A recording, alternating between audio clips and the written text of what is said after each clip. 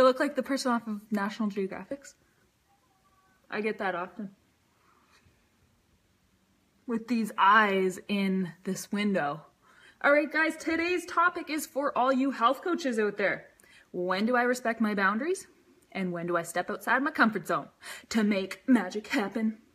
Today's topic is inspired by my beautiful life and experience of working as a health coach and how I quit my day job. Two very important things: boundaries and stepping outside our comfort zone, stepping through that glass ceiling to make magic happen. All right, so you definitely have to have boundaries as a health coach. So what does this mean? This means how you work with people. So the best way for me to explain this to you is just to explain what I do. While I was working as a dietitian in multiple clinics, this is where I found myself burnt out. I figured out what I didn't want to do. I was once upon a time an on-call dietitian. So I was on the phone with people all day long, 15 minutes per person, just pepping them up. It was a weekly session. So I beat that dead horse. I knew I didn't want to talk to people on the phone and coach them. I was also in clinics. If you can hear a horn, it's the students walking home from school. I could have waited like 10 minutes to start the live, but I was just so excited. Okay. So when you're setting up your boundaries, if you don't know where to start, list out the things you don't want to do or how you don't want to work with people or what doesn't feel good. This is actually step one in the 4-step process to quit your day job or make bank. So clearing the clutter. You're writing down everything, where your energy is going. This includes people, places, things, and you rate it from 1 to 10. Does it give you energy or does it drain your energy? So I knew talking on the phone with people drained my energy. All right, not gonna do that. I knew one-on-one with clients in offices in multiple locations. Didn't do that. Didn't want to do that. So long story short, without getting too much on the rabbit hole of what I didn't want to do, I figured out what I did want to do and how I wanted to coach with people. And I was able to have a 5K launch coaching program without actually face-to-face with anybody, not on the phone. And at this time, I was really protecting my energy because I was so drained working in 10 different locations. So I really pulled back. You might not have to do this. That's just what I chose. And then I also needed that program, or how I work with people, I needed it to be super flexible so that I could go and meditate for 10 days. So that was another boundary that I wasn't going to give them. Hey, buddy, it's just a man with yellow fangs. That's how you deal with dogs, right? Like babies. Hey, Frank, no.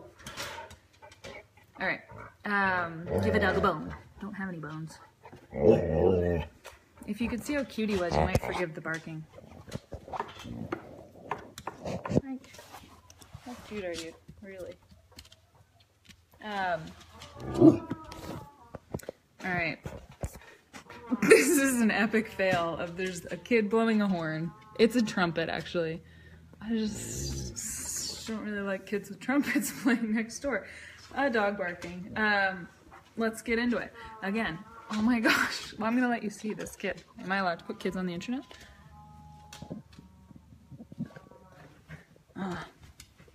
Can't see through the window, and I don't want to put a kid on the internet. He's blowing a trombone next door.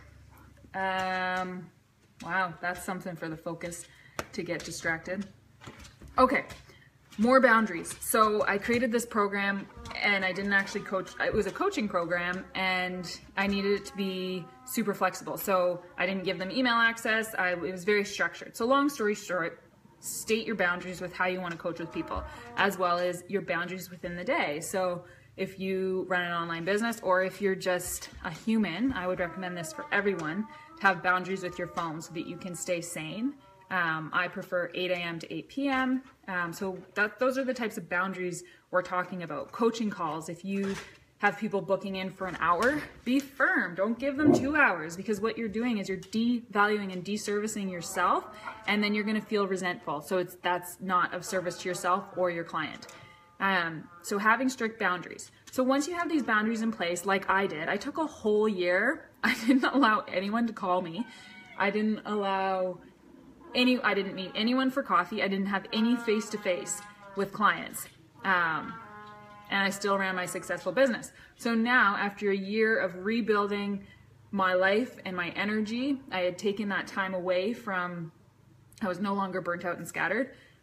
I started growing more and experimenting with my comfort zone of that exact thing. So I figured, if you guys have listened to The Big Leap, I've been listening to that audiobook.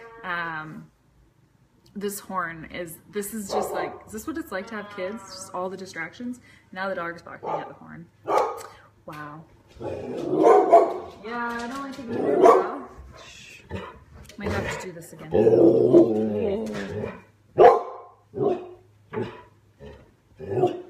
Go inside.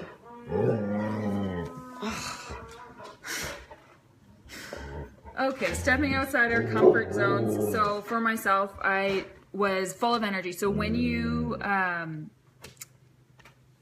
if you're looking to step outside your comfort zone, make sure you do it in a time when you're feeling full, or for when you have lots of energy. So the last thing you want to do is put yourself in a vulnerable position when you're feeling kind of low. So you can do that. So for me, I'm in a really good stage of my life, really good stage of my business. I'm ready to step outside my comfort zone. So I started exploring different avenues, and I opened up my phone coaching again to, another thing too, why I stopped phone coaching was I found with the type of client I was coaching was nutrition. It was a lot of just listening to people, what they ate, and it didn't, I got off the phone and I didn't feel good. So moving into this new realm, I'm opening up the doors to coaching for business. And what I did was I just experimented and I gave it a few shots. I tried with a few people that I already knew. They were already students of mine. So I wasn't putting myself in a super vulnerable position because I knew the people. Yes, the trumpet man is gone. Oh no, he's just playing to the girls across the street. Wow. Are you allowed to put kids on the internet? What is this? Can you see that?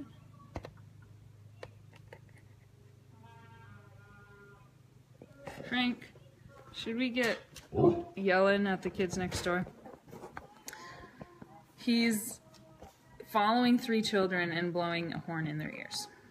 Remind me never to put my kids in band. Frankie, you're not allowed to take band. All right. Comfort zone pushing. Do it when you're not vulnerable. So when you're in a high state or you're happy with yourself and your life. Oh, we lost the lighting. And then you just try it out. So don't. For myself, I didn't just open up my calendar to everybody and book back to back everywhere. I just had select times during the day that I knew I could handle it. But we're gonna have to do this another time. I did not know that this was gonna happen.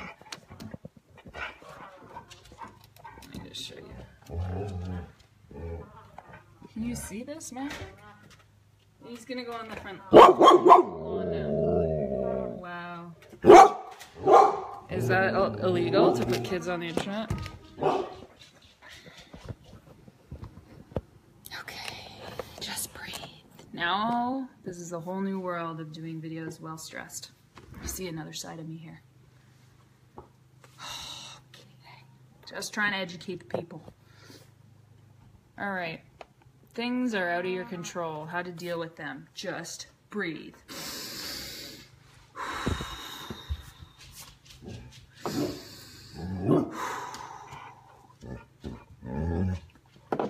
It's almost time to give Frankie a calm so that he does not bark. Okay, stepping outside the comfort zone. So I did this and it was magical. A couple things had changed. I was no longer coaching that client, so it was a different clientele, and I tested the waters. I allowed myself that opportunity to step outside my comfort zone very selectively at specific times of the day with specific people, and then all I did was I tuned in after, how does this make me feel? it made me feel good. So I kept doing it and I expanded it. And now I have multiple areas of the day and more clients that I'm talking to on the phone. So another reminder, we change as people too, right? And it's a constant check-in. So what worked for me and what I wanted 2 years ago in my coaching business is completely different now, because I'm a different person, because I'm coaching with a different clientele. I have different things on my plate. So an exercise that I encourage everybody to do is to list out where your energy is going and then rate it from 1 to 10 as an energy drainer or an energy sucker. And you get rid of the stuff, or sorry, an energy drainer or an energy giver. So you get rid of stuff that no longer serves you. And this isn't a one-time shot. This is like going to the gym. You keep doing it over and over again throughout your life at different stages of your life when you're looking to grow or step outside of that comfort zone. Before you do, I recommend getting super clear and listing everything out. And that's key in growth and moving forward, whether that's your personal life or your business. And you can re-identify your boundaries as well and make sure to check in and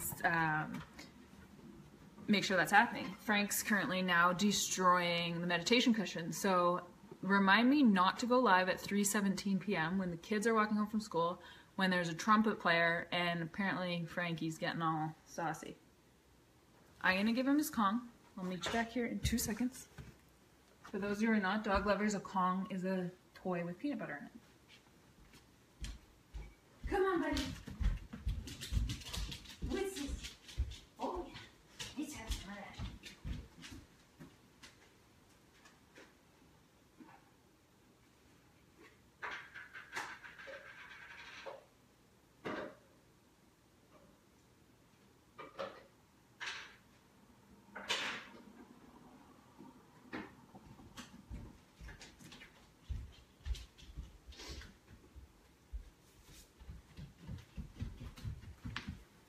Success. Frank's eating his Kong.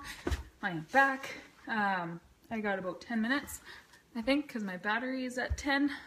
All right, so to wrap things up and sum it all together, after that chaotic trumpet playing video with the dog barking and me clearly not on point, we'll wrap it all up. So when to respect your boundaries and when to step outside your comfort zone.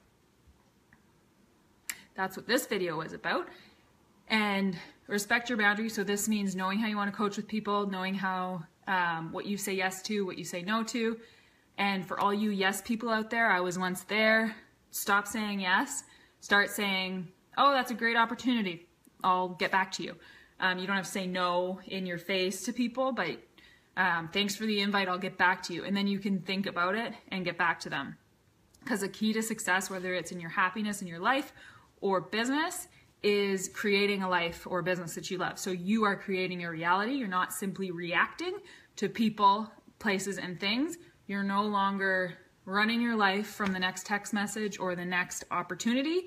You are creating what you want and move forward. So as I'm coaching health coaches, it's coming up time and time again. People don't know what they want.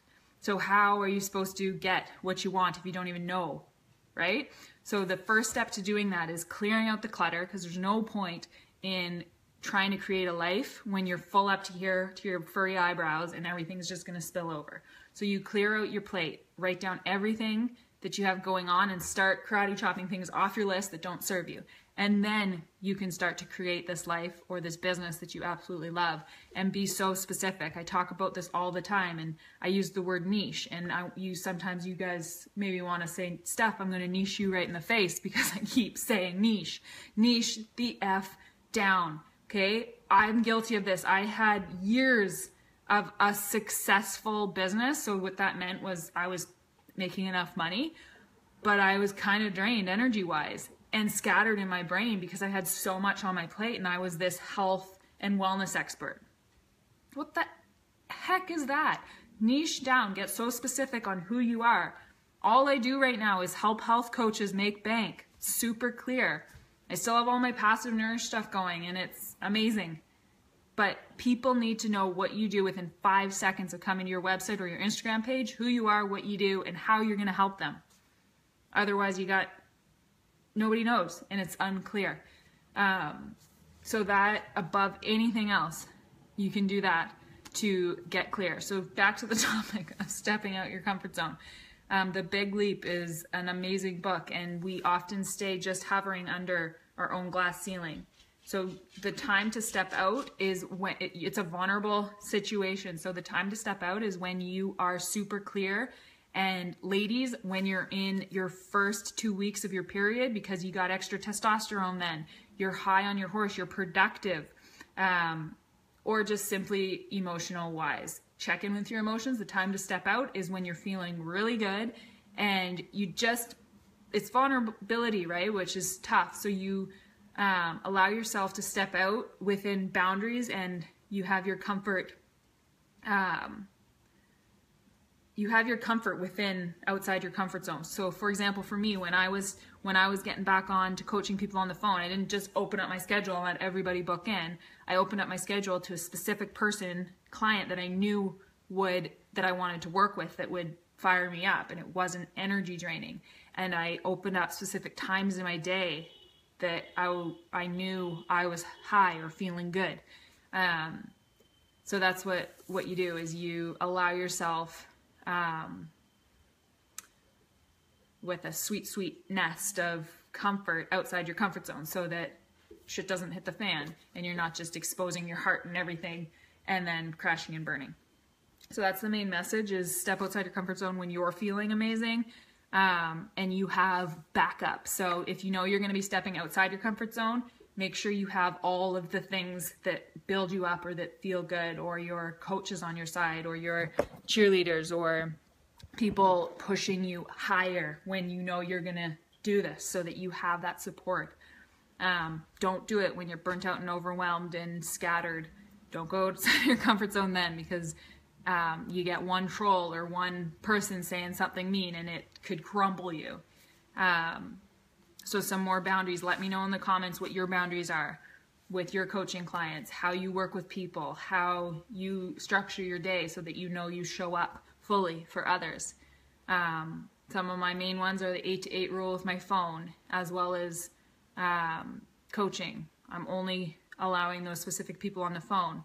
Long ago, I actually banned myself from talking to people as sales calls because I could not be trusted. I was giving shit away for free. So I knew, as a health coach, as a dietitian, I wasn't allowed to talk to people on the phone before they purchased, because I would just give away everything for free and then I had no business. I'm getting out of my comfort zone now, and guess what happened? I made a sale on the phone because I've learned, and it's a whole new market, and I've come full circle, and I'm growing. So just because it didn't work for you one time, it doesn't mean you can't change and try it again.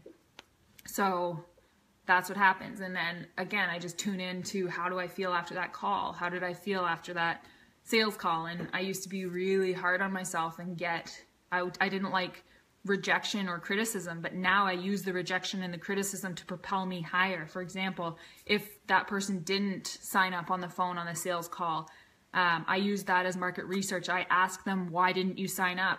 Can you help me out here? I really appreciate your input, and I get even more specific. So I get something out of that still, and I am grateful for the learning opportunity. Whereas in the past, I might have been hard on myself, or just, oh, they're not going to buy. I'll just tell them all my secrets here on the phone, and then they don't need to buy. So you can definitely grow, and I encourage you to let me know about your boundaries, your daily boundaries, whether that's your phone boundaries or how you work with clients. And if you need a little help, come join us in my free community group. It's called Work Smarter, Not Harder, where I do all sorts of trainings like this. And then I've got one more seat in my 90-day escape plan. If you, in fact, are a health coach ready to quit your day job, if you are sick and tired of running your business on business and weekends, on evenings and weekends, while you show up full time for somebody else. I've been there. It stinks.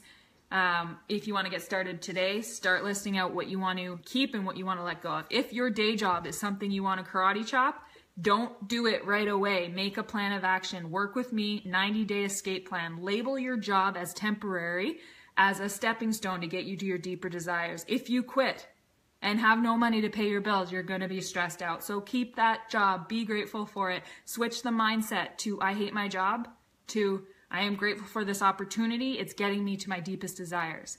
Bam, do it. You can do it. I have so many people that want to quit their day jobs. I did it. You can too. And the first step is getting clear and emptying out your cup.